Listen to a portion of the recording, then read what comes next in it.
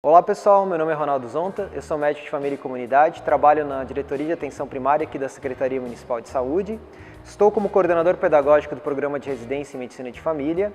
e também como Guideline Leader do projeto PAC Adulto Brasil.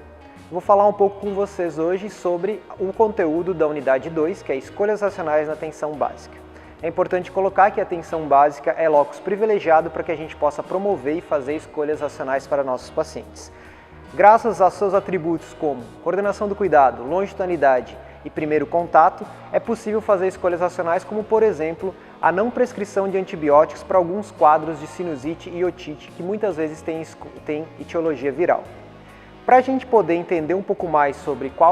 como a gente faz essas escolhas racionais da atenção básica, é importante a gente conhecer alguns conceitos, algumas habilidades e algumas experiências que se desenvolvem na atenção básica e que ajudam a fazer escolhas racionais. Entre elas, a gente pode citar, por exemplo, o conceito e as experiências em acesso avançado, que facilitam o acesso da população à consulta médica, à consulta com a equipe, facilitando assim que muitas vezes você possa fazer uma outra ação interessante, um outro conceito interessante, que é a demora permitida, ou seja, poder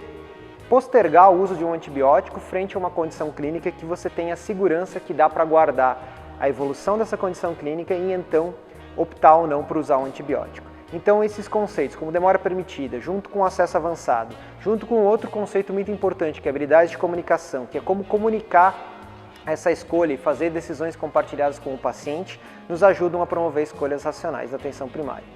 É interessante também que a gente conheça algumas habilidades de como buscar a informação de forma mais clara, buscar a evidência científica que seja de forma mais independente e robusta possível. Por isso é importante conhecer também a literatura e conhecer fontes de evidência que sejam seguras para tomar a decisão frente ao paciente. Outra coisa importante da gente saber é como lidar com um representante da indústria farmacêutica que muitas vezes nos procura, trazendo informações que muitas vezes podem ter vieses de estudo devido ao financiamento da indústria farmacêutica e como fazer frente a essas recomendações. E também o profissional conheceu o conceito de prevenção quaternária, que fala sobre os excessos da medicina e tudo aquilo que pode ser iatrogênico ao nosso paciente e também ter na sua maleta, carregar junto formas de oferecer práticas integrativas e complementares, como por exemplo a acupuntura, a auriculoterapia, que muitas vezes usadas de forma adequada e com o aceite do paciente, podem diminuir o uso de anti-inflamatórios para o controle da dor. Então essa é uma introdução que eu quero fazer com vocês sobre esses conceitos que vocês vão encontrar mais detalhados no conteúdo da unidade 2. Agora a gente vai conversar um pouco sobre dicas de escolhas racionais para as principais condições clínicas na atenção básica. Eu vou convidar vocês a refletir um pouco sobre o modo como vocês tratam determinadas condições clínicas e convidar todos a ir para o conteúdo, a fazer uma visão crítica sobre o que eu vou dizer e poder então promover escolhas mais racionais para essas condições. Duas dessas condições comuns: uso excessivo de antibióticos na atenção básica e o uso excessivo de anti-inflamatórios e medicamentos para dor. Em relação ao uso excessivo de antibióticos, é importante a gente considerar, por exemplo, que a gente não deva usar antibióticos para a maior parte das condições de doenças respiratórias agudas simples que a gente encontra na atenção básica, como por exemplo as otites em crianças, as infecções de vias aéreas superiores ou as próprias amidalites. É interessante a gente também saber que a primeira escolha nunca deve ser uma quinolona para uma infecção de trato urinário simples em mulheres, por exemplo, como também não deve ser uma fluoroquinolona para uma infecção como uma sinusite em adultos. É importante a gente saber o tempo de demora permitido que a gente pode esperar frente a uma criança com otite antes de considerar o uso de antibiótico. Essas e outras dicas a gente vai encontrar no conteúdo. Em relação ao uso de anti-inflamatórios, a primeira questão, que o profissional saiba e consiga informar o paciente que o uso do anti-inflamatório para aquela condição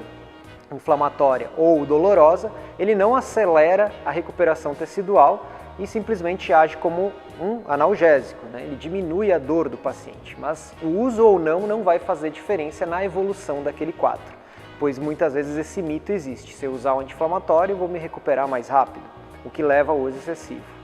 Saber indicar como primeira escolha o ibuprofeno, pois a gente sabe que o ibuprofeno, frente aos demais anti-inflamatórios disponíveis, ele tem um perfil de maior segurança. Claro que a gente vai personalizar isso, que tem pessoas que vão ter reações diferenciadas frente a diferentes tipos de anti-inflamatório. Usar a menor dose possível, no menor tempo possível e considerar as condições clínicas que são um alerta, advertência para um uso em menor quantidade, em menor dosagem, ou então uma contraindicação, como por exemplo uma úlcera péptica ativa, ou então pessoas que já tiveram sangramento gastrointestinal devido a um anti-inflamatório. Então é importante a gente aprofundar esses conteúdos para fazer escolhas racionais nessas duas condições, por exemplo. Outros temas que a gente vai desenvolver nesse conteúdo da unidade 2 diz respeito a outras condições clínicas e como fazer escolhas racionais, como por exemplo, escolhas racionais em hipertensão, diabetes, prevenção de doença cardiovascular, escolha de anticoncepcionais e medicamentos para a saúde mental. Alguns destaques dessas recomendações que a gente convida vocês a refletir sobre as escolhas que vocês fazem hoje e como promover escolhas racionais, como por exemplo em hipertensão, a gente vai encontrar que muitas vezes o diagnóstico de hipertensão ele é feito com apenas uma medida, o que a gente não pode aceitar, visto que há uma série de protocolos clínicos que colocam que o diagnóstico deve ser feito com no mínimo 3 medidas. O uso, muitas vezes, como primeira escolha de medicamentos como os antagonistas e receptores da angiotensina 2, em detrimento daquela medicação que é a primeira escolha, que são os diuréticos. O uso, no caso de diabetes, de medicamentos como primeira escolha, em detrimento à metformina, que é considerada a medicação que mais tem estudos como redução de mortalidade em pacientes diabéticos. O uso excessivo de antidepressivos em saúde mental, levando a uma epidemia hoje, que a gente chama epidemia de saúde mental, com diagnósticos excessivos de depressão. O uso e prescrição abusiva de medicamentos como os benzodiazepínicos e como fazer e promover escolhas mais racionais com critérios de elegibilidade para anticoncepcionais. Então o convite para vocês é, dado essa explanação breve, o que vocês vão encontrar na unidade 2, é vocês irem para o conteúdo, aprofundarem ele, olharem com uma visão crítica e então poder construir um conhecimento e poder promover escolhas racionais na sua prática, no dia a dia e beneficiando no fim o paciente de vocês. Muito obrigado.